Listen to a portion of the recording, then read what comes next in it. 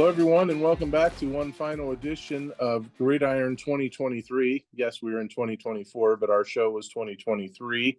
Ron Poniewasz, Larry Kelly. What's happened since we sat here the last time, Larry? The calendar flipped to a new year. Football season's over. Newcastle has a new football coach. We will call this the Red Hurricane Report. Larry Kelly, welcome aboard one final time, sir. It's been a long time. Well, tell me about it. I thought you forgot about me. Listen, we're still the award-winning program. And so, we have a little bit of a following out there. And, people were asking if maybe I got fired. And, I called Pete. He wasn't sure. But I'm glad to be back. Yeah, we went on vacation. We just didn't tell you, that we're on vacation. So, all right. I'm bored, I'm broke, and I'm back. I'm like John Riggins. That's what he said when he came back to the Redskins. Yep, that's right. Only you won't make anywhere near that kind of money from us. I can guarantee you. Nor will you win a Super Bowl ring from us either. No, probably not. But my right. Steelers might. Yeah, 10-point dogs against the Bills. I like them on a teaser, that's for sure. Listen, they're going to show up. And, sometimes I've been coaching a long time to know that there's a little destiny involved in sports. And sometimes when it's your turn, very fortuitous things happen. And I remember Chuck Tanner saying one time, after he just got swept by the Philadelphia Phillies, and he was 9.5 games out of first place in the middle of August, and the reporter said, "Is it over for the Pittsburgh Pirates?" And Chuck Tanner told them, "What often looks like the end is really only the beginning." And the Pirates ended up playing .800 baseball and brought it down to the last weekend of the year before getting beat out in 1978. I was still a member of the Newcastle News sports writing staff and actually covered that weekend series against the Phillies. They beat them a doubleheader on Friday to draw within a game, but then they lost on Saturday. But so what often looked like the end for the Steelers might only be the beginning, and it might be the beginning of Mason Rudolph. Who would have thunk it? Yeah, who would have? Okay, as I mentioned before, this will be a Red Hurricane Report. And Larry, as we both know, the Canes were under the direction of Stacy Robinson for 2 years, and they went 2-18. And Stacy was, he resigned latter part of December. And in came Fred Mozzocio from Neshannock High School. Stacy again went 2-18 in his 2 years. Fred was 101-35 at Neshannock over the course of I believe 12 seasons, which included a lot of section championships, conference championships, an appearance in the WPIL championship game, which ended up being a loss to Steel Valley. But what a career he had with the Lancers! 101 wins and just 35 losses. Tough loss this year to Beaver Falls in the the quarterfinals, I believe it was, at home after having a bye. So they're going a new direction, Larry. You're a Newcastle guy. Speak of it. Yeah, I'm glad Fred's at Newcastle. I'm a Newcastle guy. He's a Newcastle guy. He loves the Red Hurricane. He understands the tradition, and he understands what it's like to create a culture, because he certainly created one at Newcastle. But I'll say this, it's all about the players. And I think Stacy Robinson's a great coach also. But you got to have players, Ronnie. It's all about the players. And, Newcastle doesn't have the numbers that they used to have. When I graduated from Newcastle High School, there were 600 kids in the graduating class and 2,000 in the top 3 grades. It's completely different now. They used to cut the team. There was 100 kids that tried out, and they would send 40 of them home because they weren't good enough to make the camp squad. There was 2 junior highs that competed, with their own individual schedules. There was a sophomore team, a junior varsity team, and a varsity team. I don't know. Newcastle had 35 players last year, probably on the roster. So, football, unlike basketball, I coached basketball with Coach Belundo for 12 years. At the end of the day, we needed 5, 6, maybe 7 guys to win a WPIAL championship. In football, you need 25, 26, or 27, because kids get hurt and things happen during the course of the season. And so this is going to be a tough road. This isn't going to be something that's going to turn around easily. But if anybody can turn it around, it's Fred Mozzocio. They got the right guy. You got to create a culture. You got to get the kids excited to play, but you got to have them buy in, Ronnie. If you want to be a Whitfield champion, I know this. I've been around it. It's 10 months a year. 10 months a year. Newcastle basketball, there were only 2 months that we weren't there, and that was April and August. Now, you can't force the kids to be there. You're not permitted to do that. But you have to create the type of culture where the kids want to win a championship and they are willing to pay the price to win a championship. And if they're not in the gym, they're in the weight room and, you know, they're getting prepared to be champions. Otherwise, you have an intramural team, you know, and I think Fred can create that culture. I do believe he can get the kids excited, but it's not going to happen easily. It's not. It's not. The numbers just aren't what they used to be. And, you know, it's going to be a tough sled, but if anybody can do it, he can. And I am really happy that he's a Red Hurricane. I really am. He came through the Newcastle program. Bill, we're bringing coaches with him who played at Newcastle, who understand the tradition and who understand what it takes to win. Okay, so in short, Joe Cowart resigns a few years ago as Newcastle football coach, resurfaces a year or two ago at Neshannock. I know he was on their staff this year with the Lancers under Fred Mozzocio. So in comes Stacey Robinson for 2 years at Newcastle. So after 2 years, if things aren't going the way Newcastle would like with Fred Mozzocio as coach, not saying they will or they won't, hypothetical, do we hear next? You know, does Fred get more than 2 years like unlike Stacey got, or is he here for the longer haul? Well, do you know something I don't know? Do you know that Stacey was asked to leave? Because I don't know that. It was my understanding that Stacey resigned. And if he did, look, my brother, it is tough. It is tough being a high school coach and getting beat week in and week out. I mean, that wears on you. I mean, I was a head coach at Chenango. We would lose games. I couldn't sleep at night. You understand? If you really love it, and if you love the kids you coach, and if you have that burning desire to be successful, it takes an emotional toll on you and your family. So I don't know that Stacey was asked to leave. It's my understanding he resigned, and if he did, it was probably because of the emotional toll that it took on him and his family over the course of the last 2 years.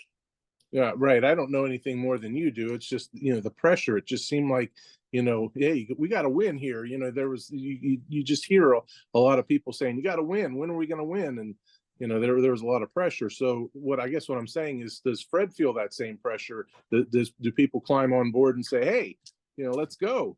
Absolutely, you feel that. I don't care where you're coaching. You feel the pressure to be successful for a lot of reasons. Number one, the young men that you're coaching. It's way more fun to win than it is to lose. And football's a tough game, Ronnie. And when you're not winning, it becomes even tougher because it's such a physical game. So you want to win for the kids. You want to win for the community. You know, it's important, the community. You want to win for those guys. You want to win for the alumni. You want to win for yourself. You want to win for your family. Believe me, I've been there. It takes an emotional toll on you when you can't be successful. And the people that you feel worst for are the players who spend so much time to get themselves ready. Is he going to feel pressure? Absolutely. But most of it will be self-imposed. Freddie Mozzocio is a winner. He's used to winning. And he's going to spend whatever time it takes to give his team the best chance. But it may not happen right away. Right. Yeah. Got to get the numbers up. That's for sure. Because if you look at a team like Aliquippa, Central Valley, you know, teams that are in their conference, Montour, those teams have more players on the roster than they do. It's not just the fact that they win more. They have more players. There's more interest in the program, for one thing. And naturally the talent, they have a lot of talent on those teams too. But you got to have interest. You know, there's got to be more than just 35 for 4A. That's low. It's a culture, Ronnie. You got to be willing to pay the price 10 months a year. You have to. Football, it's weight room. It's being there in the summer to learn the plays, to learn the execution. It's no different in any sport. You know, I coached high school baseball. You want to win, you better be there in the fall, you know, to work on your game. You better be there in the summer to work on your game and be coached up so that you're ready to go in the spring. And if you're not ready and prepared to do that, and I'm talking about the kids, the coaches are always ready. It's not going to happen. You got to want it, man. Everybody wants to win. Not everybody is willing to pay the price that it takes to win. It starts with the kids. It starts with the players. But part of that is the obligation of the coach to get them excited. And nothing succeeds like success. Nothing can get a program more excited than starting to win football games. Yeah, the enrollment numbers are in. We already know where schools are going to land as far as what classification. Pretty soon they're going to align it where they're going to tell which schools are going to, you know, which conference. And I kind of believe that Newcastle will land in a different 4A conference next year for 2024. I don't know that they land in the Parkway Conference. Well, time will tell on that one. So it kind of looks like there might be a new conference for Newcastle. Why would that be? Why wouldn't they be in the Parkway? That seems to be the most logical conference for travel purposes. Yeah, you just never know. I mean, it could be a new conference. We're going to find that out. I don't know when the WPIO puts that out there, but you know, it's coming. I think the conference realignment will be sometime this month, maybe next month. I'm not sure. So, and that'll be to Newcastle's advantage if they can get out from an Aliquippa Central Valley, you know, something that's more competitive, at least for the next 2-year cycle, anyways. We're Newcastle. It used to be go get whoever you think you need, and we'll be waiting for you. And I'm hoping it returns to that. I mean, I bleed red and black, my man. You know that. And you know, it's just something about graduating from that high school. There's something about it that stays with you forever. And Freddie's is a Newcastle guy through and through. And he's willing to pay the price. And if he can find, you know, if he can find enough warriors who are willing to pay the price, then they will be successful. It's not gonna happen overnight, I don't think. I'm not sure that it is, but if anybody can do it, Freddie can. Yeah, he'll do a great job at Newcastle. He took a program, Neshannock, that was known for, you know, less than great times, you know, when he took over at Neshannock and turned them around and put them on the map. So I'm like you. I expect Fred to do good things at Newcastle as well. Let's hope, and I'm hoping, and like I said, if it can be done, Freddie's the guy to do it. I know Freddie. He's a tough dude, man, and he'll be bringing some tough Newcastle guys with him to help coach at Newcastle. I think Pat Kane, one of the greatest athletes ever at Newcastle, will be coming with him. Mark Hassan is an old school guy from, you know, with Newcastle pedigree, and there was a bunch of Newcastle young men on his staff at Neshannock. I mean, Joey Florida, Ronnie DePorzio. There was a Joey Coward. Now, I know some of those guys are vying for the Neshannock job, and you know, some of them may stay at Neshannock, and some of them may come to Newcastle. But I'm looking forward to see what Fred can do. Okay. All right, Larry. Very good. I appreciate you joining us here for a Red Hurricane moment. Stay with us here. We're going to transition over to basketball shortly, but before we do, a couple of thank yous. We'd like to thank the Luxembourg, Garbutt, Kelly and George law firm for sponsoring our show.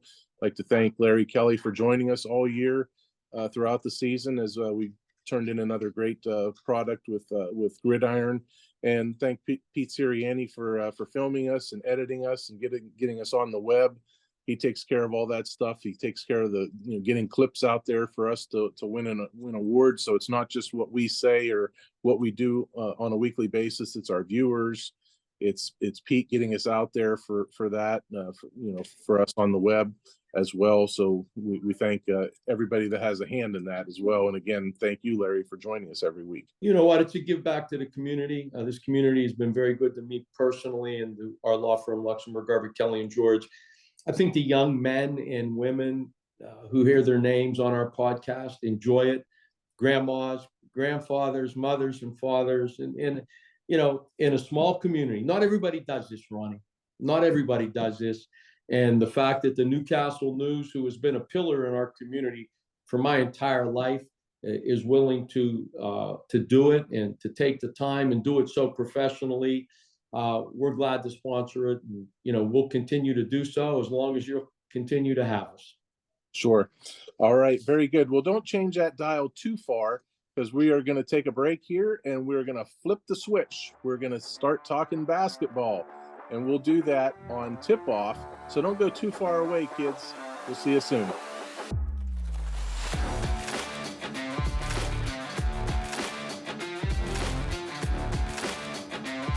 We all know there's an advantage to being the home team, to playing at home. And at LGKG, we have been your home team for over 90 years. We're more than just a law firm. We're your friends, your neighbors, an advocate when life takes an unexpected turn. We're not just lawyers that practice law. We live in this community, just like you. When you need us most, we're at our best.